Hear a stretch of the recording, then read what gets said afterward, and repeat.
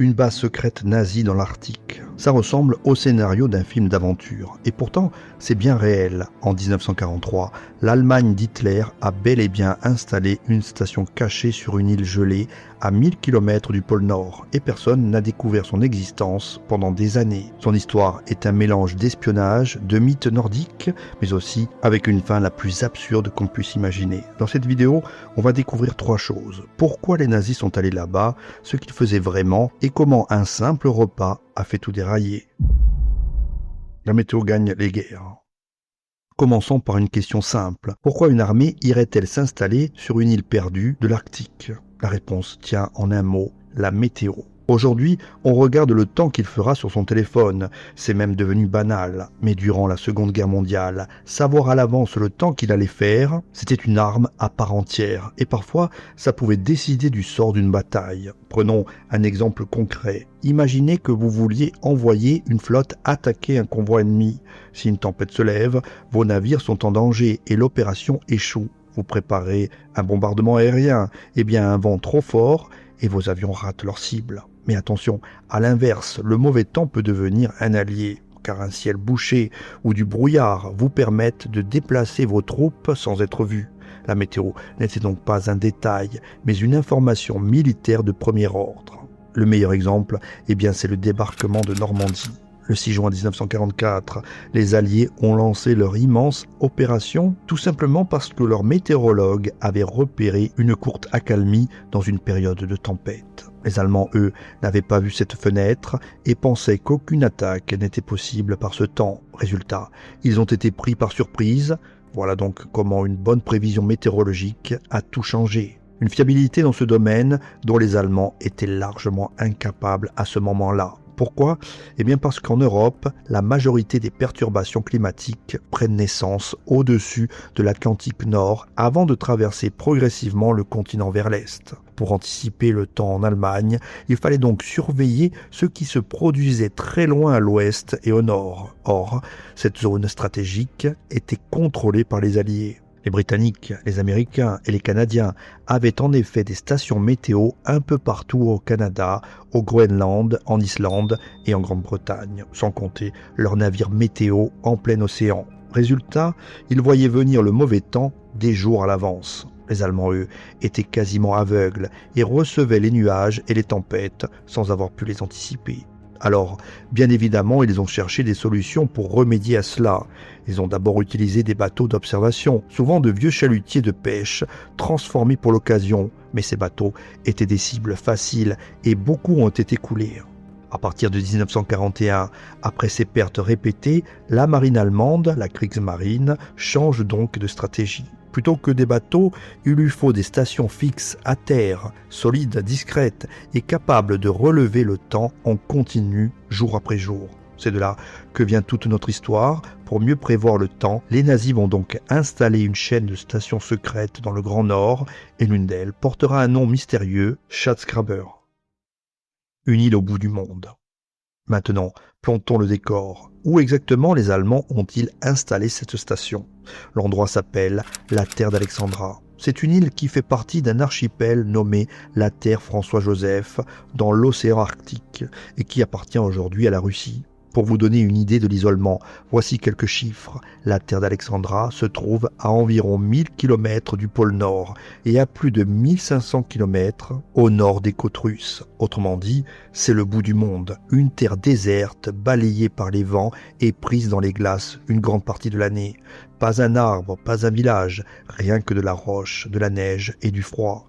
Une petite précision cependant, car le nom de Terre d'Alexandra peut prêter à confusion, et il ne faut pas confondre avec la Terre d'Alexandre Ier, qui se trouve, elle, près du pôle Sud. Ce sont 2 endroits différents, à 2 bouts opposés de la planète. Venons-en à présent à l'histoire. La construction de la station a commencé dès 1942 sur ordre direct, selon certains, d'Adolf Hitler. Mais elle n'est devenue vraiment opérationnelle qu'en 1943. C'était censé être la première d'un réseau plus large, car l'idée des Allemands était de couvrir tout le Grand Nord avec une série de stations météo cachées, un maillage qui aurait enfin donné à ces derniers les yeux qui leur manquaient. L'équipe envoyée sur place était petite, une dizaine d'hommes seulement. On y trouvait des météorologues, bien sûr, mais aussi des techniciens radio pour transmettre les données et quelques hommes pour les tâches du quotidien. Pas une armée donc, juste une poignée de spécialistes lâchés là, au milieu de nulle part. Avant de partir, ces hommes ont été préparés, et là, il y a un détail qui en dit long sur l'improvisation de l'époque. Comme l'Allemagne manquait de personnel habitué aux conditions polaires, on a donc entraîné ces météorologues dans un camp de montagne, exactement dans les monts des Géants en Silésie. L'idée, c'était que la montagne ressemblerait un peu à l'Arctique, avec son froid, sa neige et son altitude. On faisait avec ce qu'on avait. Quoi qu'il en soit, début septembre 1943, le bateau d'observation météo, le Kedingen, quitte enfin le port de Kiel et fait route vers la terre d'Alexandra en passant par la Norvège. Et pour le protéger pendant ce voyage, un sous-marin l'escorte. La mission est lancée. Le nom qui intrigue. Arrêtons-nous maintenant sur ce fameux nom, Schatzgraber.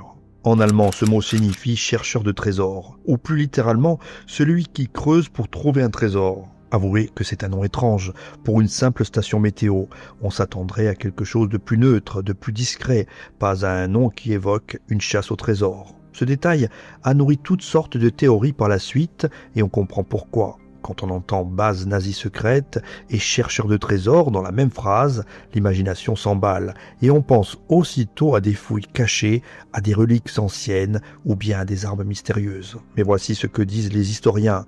D'habitude, ce genre d'opération prenait le nom de son chef d'équipe, alors qu'ici, ce n'est pas le cas. Le nom viendrait plutôt d'un certain monsieur Schatz, un nom qui veut justement dire trésor en allemand. Cet homme dirigeait le camp d'entraînement des météorologues, si bien que le nom de la station serait simplement un jeu de mots autour de son nom de famille, rien de plus. Détail amusant, ce Schatz n'a même jamais mis les pieds sur la base, puisqu'il était parti diriger une autre mission météo au Groenland. La station qui porte son nom a donc fonctionné sans lui. En clair, chercheur de trésors n'est probablement qu'une coïncidence, un clin d'œil, et non l'indice d'une mission secrète. Mais pour comprendre pourquoi cette idée de chasse au trésor a séduit autant de gens, il faut faire un détour et parler d'une véritable obsession nazie. L'obsession nordique. Le parti nazi n'était pas seulement un mouvement politique, c'était aussi un fouillis de croyances étranges, et certaines de ces croyances vont nous aider à comprendre pourquoi l'idée d'une chasse au trésor dans l'Arctique a pu paraître crédible. Vous le savez, les nazis étaient obsédés par l'idée d'une race supérieure et cherchaient un peuple modèle, censé représenter l'humain idéal. Dans leur imaginaire, ce modèle était grand, blond, les yeux clairs, et il se situait dans le nord de l'Europe, en Norvège et en Suède. C'est ce qu'ils appelaient la race nordique. Ouvrons ici une parenthèse, parce qu'il y a une ironie évidente. Hitler lui-même, brun et de taille moyenne, ne ressemblait absolument pas à cet idéal blond et nordique qu'il vénérait. Mais la propagande n'a jamais eu besoin d'être cohérente pour fonctionner. Le problème pour les nazis, c'est qu'il fallait donner des racines anciennes et glorieuses à cette idée. Il fallait la légitimer. Alors, ils ont récupéré la mythologie viking et les vieux symboles nordiques, et ils les ont déformés pour servir leur propagande. Prenons des exemples concrets, parce que vous les connaissez sans peut-être le savoir. Le sigle SS, ces deux éclairs qui symbolisaient la police politique nazie, vient en réalité de runes anciennes, c'est-à-dire de lettres de l'alphabet utilisées par les peuples germaniques et scandinaves. Les nazis ont pris ces symboles et ont changé leur sens pour en faire leurs emblèmes. Autre exemple, encore plus célèbre, la croix gammée, la svastika. Beaucoup de gens croient que c'est une invention nazie. Eh bien c'est faux, car ce symbole est bien plus ancien et on le retrouve dans de nombreuses cultures à travers le monde depuis des milliers d'années. Si vous visitez des temples bouddhistes ou hindous en Asie, vous le verrez partout, gravé dans le bois, dans la pierre, sur les murs, où il a un sens positif lié à la chance et à la spiritualité. Les nazis se le sont simplement appropriés et l'ont transformé en symbole de haine. Voici donc leur mécanisme, prendre de vieux symboles chargés d'histoire, effacer leur sens d'origine et leur coller un nouveau sens au service de l'idéologie. Mais les nazis ne se sont pas arrêtés aux symboles. Ils ont voulu aller plus loin et trouver des preuves, des objets. Et c'est là que les choses deviennent vraiment étonnantes. La chasse aux reliques. En 1935, un homme crée une organisation qui va incarner toute cette folie. Cet homme, c'est Heinrich Himmler, le chef de la SS, et son organisation s'appelle l'Ahnenerbe. Le mot signifie « héritage des ancêtres ». Sur le papier, c'était un institut de recherche, mais dans les faits, c'était une véritable machine à fabriquer une fausse histoire. Le but officiel était de prouver par la science que les Allemands descendaient d'une race ancienne et supérieure, une race venue, selon certaines théories, d'une civilisation perdue. Oui, vous avez bien entendu, certains au sein de l'Ahnenerbe croyaient sérieusement que les ancêtres des Allemands venaient de l'Atlantide. Et ça ne s'arrête pas là, car l'organisation s'est lancée dans toutes sortes de recherches délirantes. Elle a ainsi financé des expéditions archéologiques aux quatre coins du monde. Elle s'est plongée dans l'occultisme et le mysticisme, et elle a même cru à une théorie pseudo-scientifique appelée la théorie de la glace cosmique, qui prétendait que des lunes de glace étaient tombées sur la Terre et avaient provoqué des cataclysmes, dont la destruction de l'Atlantide. C'était vraiment du grand n'importe quoi, pourtant c'était pris réellement au sérieux au plus haut niveau. Pour comprendre l'ampleur du phénomène, regardons quelques-unes de ces expéditions. En 1938, l'Ahnenerbe envoie une équipe au Tibet, officiellement pour étudier la faune et la flore. En réalité, les membres de l'expédition mesuraient les crânes et les visages des habitants, persuadés qu'ils pourraient trouver là-bas des traces de la race aryenne et que le Tibet pouvait en être un berceau possible.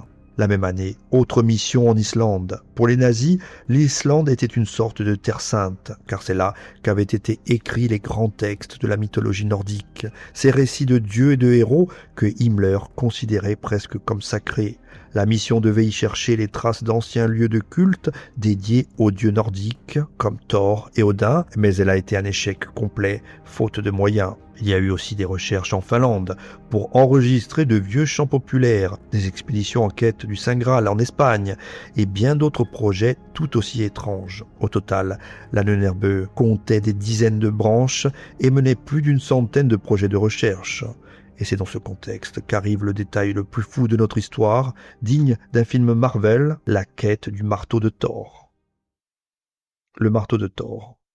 Dans la mythologie nordique, Thor est le dieu de la foudre et son arme est un marteau magique capable de lancer des éclairs. Vous le connaissez peut-être grâce aux films ou aux comics américains, mais pour Himmler, ce marteau n'était pas une simple légende. En fouillant les vieux textes islandais, les chercheurs de l'Ahnenerbe sont tombés sur de nombreuses mentions de ce marteau et Himmler a fini par y croire. Mais véritablement, effectivement, dans son esprit, le marteau de Thor avait peut-être existé pour de bon, et celui qui le retrouverait posséderait une arme d'une puissance inimaginable. Ça paraît absurde, mais ce n'est pas une invention, car on en a la preuve écrite. En 1940, Himmler a envoyé une lettre à son équipe de recherche pour leur demander de rassembler toutes les traces possibles du marteau de Thor et de la foudre dans les anciennes cultures nordiques. Toutes les sculptures, tous les textes, toutes les images. Et il expliquait pourquoi. Selon lui, ces récits ne parlaient pas du tonnerre, comme simple phénomène naturel. Himmler semblait persuadé que certains mythes nordiques pouvaient cacher autre chose, comme par exemple le souvenir déformé d'anciennes technologies oubliées. Voilà donc l'état d'esprit du chef de la SS, un homme qui dirigeait une organisation responsable de crimes immenses et qui en parallèle faisait chercher un marteau magique pour en faire, qui sait, une arme secrète. Maintenant, vous comprenez mieux pourquoi l'idée d'une base nazie nommée chercheur de trésors a tellement excité les imaginations. Quand on sait que des gens haut placés cherchaient sérieusement le marteau de Thor, l'Atlantide ou bien le Saint Graal, on se dit que tout devient possible. Une station discrète, au bout du monde, sur une île déserte, que personne ne pouvait surveiller, et si elle servait, elle aussi, à trouver des reliques mystérieuses. Le secret de la station. L'idée d'une mission secrète derrière la station météo a circulé pendant des décennies et plusieurs théories sont nées. Certains ont imaginé que la base abritait en réalité des troupes d'élite de la SS, d'autres qu'elle servait à mettre au point des armes secrètes, d'autres encore qu'elle cachait des fouilles archéologiques à la recherche d'une mythique patrie nordique dans les îles de l'Arctique. Il a même été question d'une base pour sous-marins dissimulés sous la glace. Sur le papier, l'idée n'est pas totalement folle. Réfléchissez un instant. L'île était déserte, sans personne à des centaines de kilomètres à la ronde, si bien que l'équipe pouvait, en théorie, faire ce qu'elle voulait sans aucun témoin. Et puis, il y avait ce nom, chercheur de trésors, qui revenait sans cesse. Mais voici la réponse des historiens et des chercheurs, et elle est claire. Il n'existe aucune preuve d'une mission secrète. Les historiens sont catégoriques. La base était strictement scientifique, une simple station météo, l'une d'environ 10 stations allemandes du même type, éparpillées dans les îles de l'Arctique, au nord de l'Europe. Et quand des chercheurs russes ont enfin exploré le site en détail, ils n'ont rien trouvé qui aille dans le sens des théories. En effet, pas de marteau magique, pas de laboratoire secret, encore moins de chambres cachées pleines de reliques. C'est l'étude complète du site qui a permis de dresser un plan précis de la base et de balayer ces fausses légendes. C'est tentant d'y croire, parce que ça fait une belle histoire, mais la réalité est plus simple. Une simple station météo s'appelait en allemand chercheur de trésors, et voilà tout. Ce qui est vrai en revanche, est bien plus extraordinaire que n'importe quelle légende, c'est la façon dont cette mission s'est terminée. La vie sur la base. Imaginez la vie quotidienne sur cette base, une dizaine d'hommes seuls au milieu d'un désert de glace, sans lumière du jour pendant des mois en hiver, dans un froid extrême, le vent et le silence.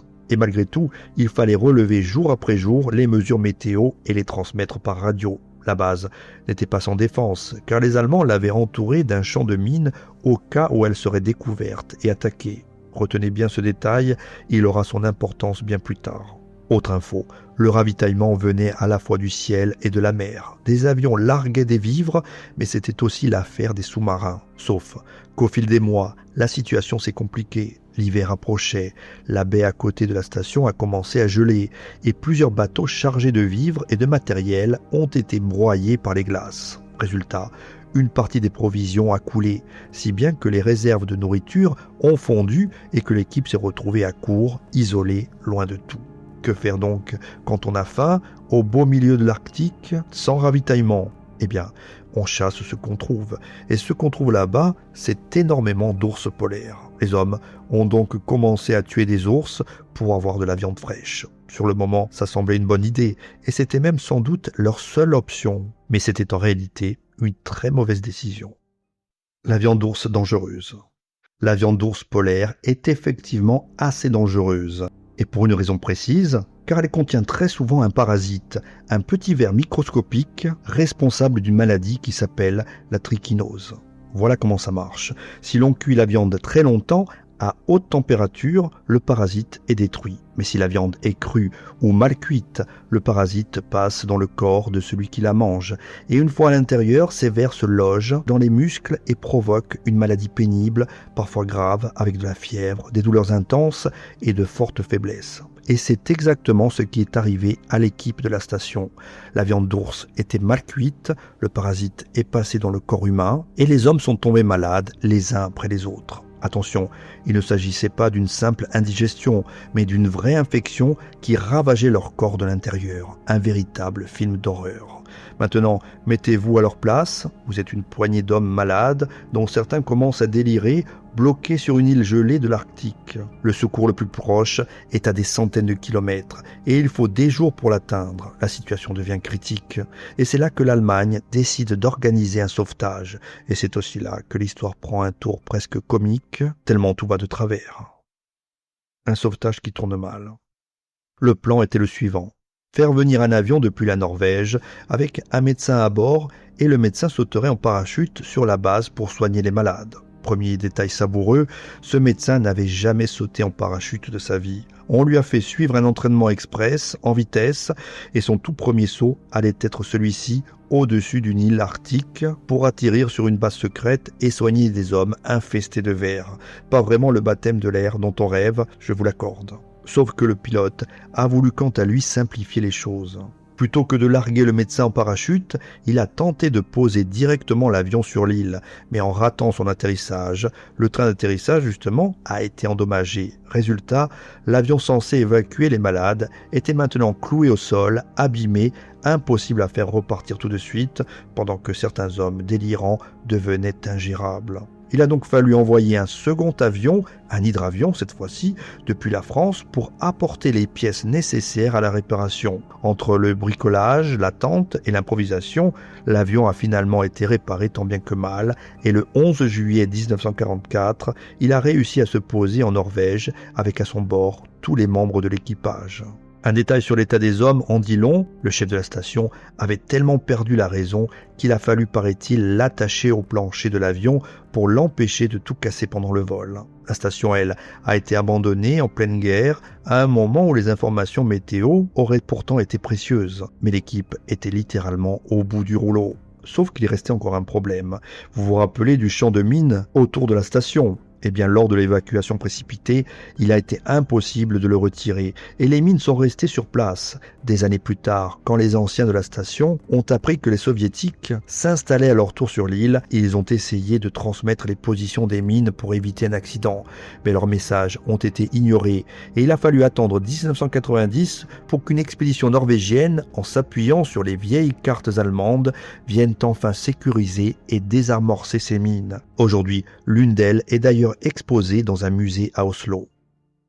La redécouverte de 2016. Après la guerre, le mystère est resté entier. Les soviétiques ont ordonné la destruction de la base et pendant des années, beaucoup ont douté que cette station ait vraiment existé. On n'en parlait que dans quelques sources écrites, dont un livre allemand publié dans les années 1950.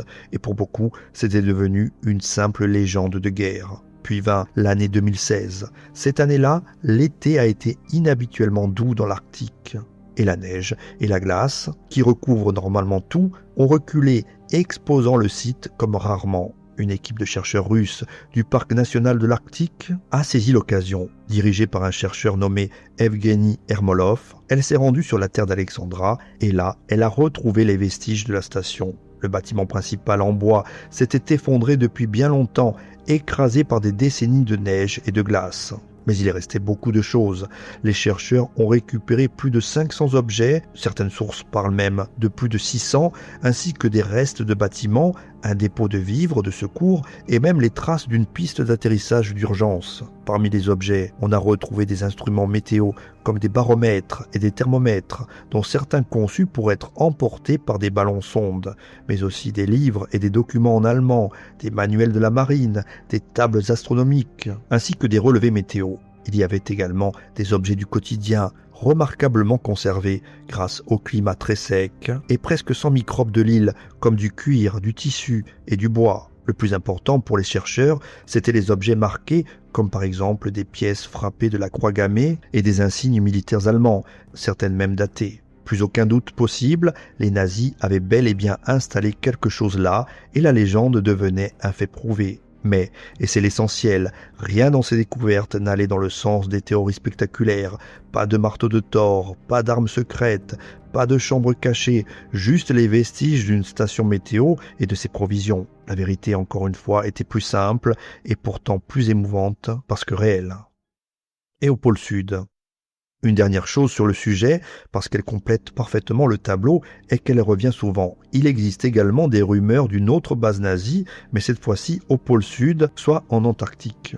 Selon ces théories, les Allemands auraient construit des bunkers sous la glace antarctique et des dirigeants nazis s'y seraient cachés après la guerre.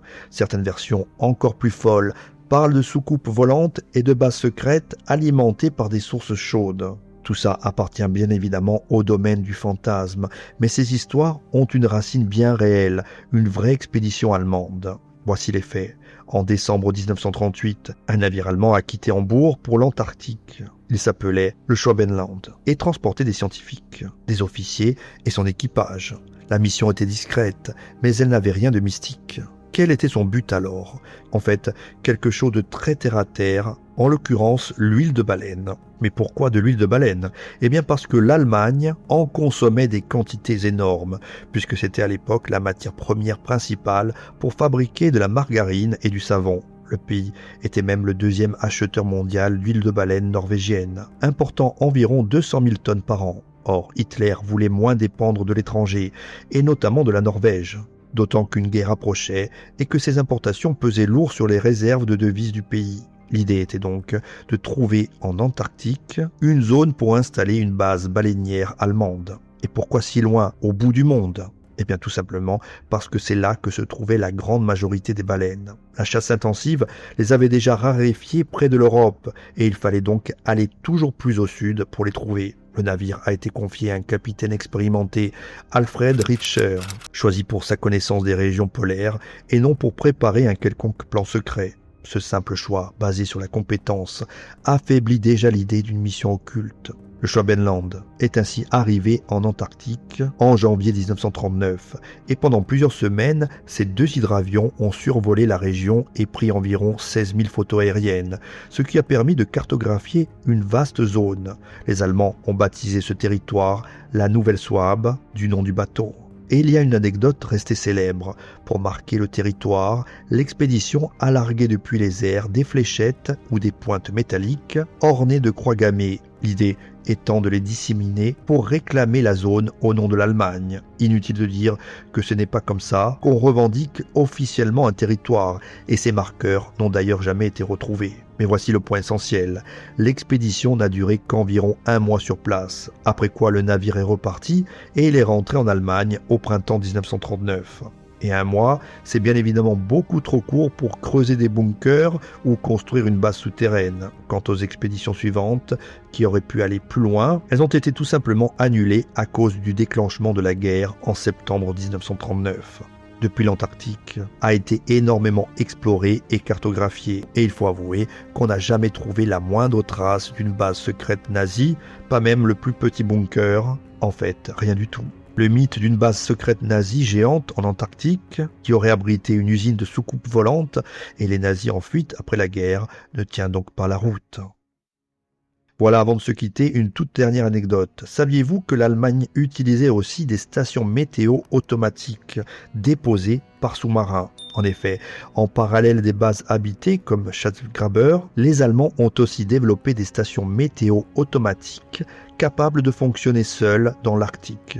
Le principe était simple, un sous-marin débarquait discrètement l'appareil sur une côte isolée, puis repartait aussitôt. La station continuait ensuite à transmettre automatiquement des données météo par radio, parfois pendant plusieurs mois sans présence humaine. Vous me direz, rien de bien extraordinaire là-dedans. Oui, sauf que l'une de ces stations a tout simplement été installée au Canada, au Labrador, plus exactement en 1943 par le sous-marin allemand U-537. Encore plus incroyable, personne ne l'a découverte pendant des décennies. Elle a été en fait retrouvée qu'en 1977 et uniquement par hasard. Il faut dire que pour éviter qu'on identifie l'installation comme allemande, les marins avaient laissé sur place de faux emballages américains et inscrit des mentions canadiennes sur le matériel. Une véritable opération d'espionnage météo au bout du monde. Voilà, si cette histoire vous a plu, pensez à mettre un pouce bleu et à vous abonner et à booster la vidéo. Dites-moi en commentaire quel autre mystère de l'histoire vous aimeriez qu'on décortique ensemble. À très vite.